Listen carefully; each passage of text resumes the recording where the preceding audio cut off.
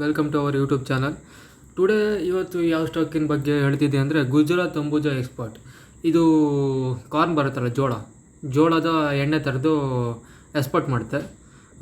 1 ಇಯರಲ್ಲಿ ನೋಡಬೇಕು, 201ಗೆ ಹೋಗಿದೆ, 201ಕ್ಕೆ ಹೋಗಿ ನಂತರ 19% ಬಿದ್ದಿದೆ ನೋಡಿ. ಇವಾಗ ಅಟ್ಲೀಸ್ಟ್ ಅಂದರೆ 127ಗೆ ಹೋಗುತ್ತೆ, ಅಟ್ಲೀಸ್ಟ್ ಬಿದ್ದಿರೋದು 126 ಇದೆ. ಈಗ ಒಳ್ಳೆ ಆಪರ್ಚುನಿಟಿ, 20% ಮಾಡ್ಬೋದು. ಆ್ಯಕ್ಚುಲಿ ಏನಕ್ಕೆ ಬಿದ್ದಿದೆ ಅಂದರೆ ಪ್ರಾಫಿಟ್ ನೋಡ್ಬೋದು, ರೆವೆನ್ಯೂ ನೋಡ್ಬೋದು. ಜೂನ್ 2024 1919 crore ಇದೆ. ಪ್ರಾಫಿಟ್ ನೋಡಬೇಕು, 77 ಇದೆ. ಹೋದ ಮಂತು 91 ಇದೆ, ಮಾರ್ಚಲ್ಲಿ ನೋಡಿ 91 crore ಇದೆ. ಈಗ ನೆಟ್ ಪ್ರಾಫಿಟ್ ಕಮ್ಮಿ ಆಗಿದೆ.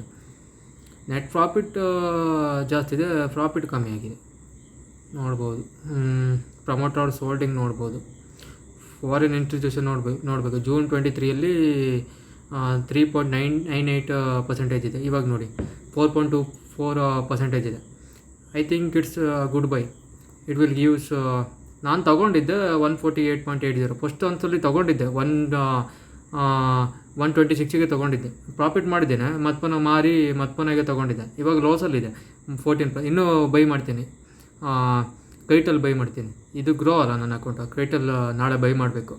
201 ಅಟ್ಲೀಸ್ಟ್ 20% ಆದರೂ ಡೆಫಿನೆಟ್ಲಿ ಸಿಗುತ್ತೆ, ಪಕ್ಕ 50% ಸಿಗುತ್ತೆ ನನ್ನ ಪ್ರಕಾರ. 20% ಅಂತೂ ಸಿಗ್ಬೋದು. ನೆಕ್ಸ್ಟ್ ಮಂತ್ ಮಾಡುತ್ತೆ ಇದು. ಕೋರ್ನಿಗೆ ಒಳ್ಳೆ ಇದಿದೆಯಲ್ಲ ಇವಾಗ.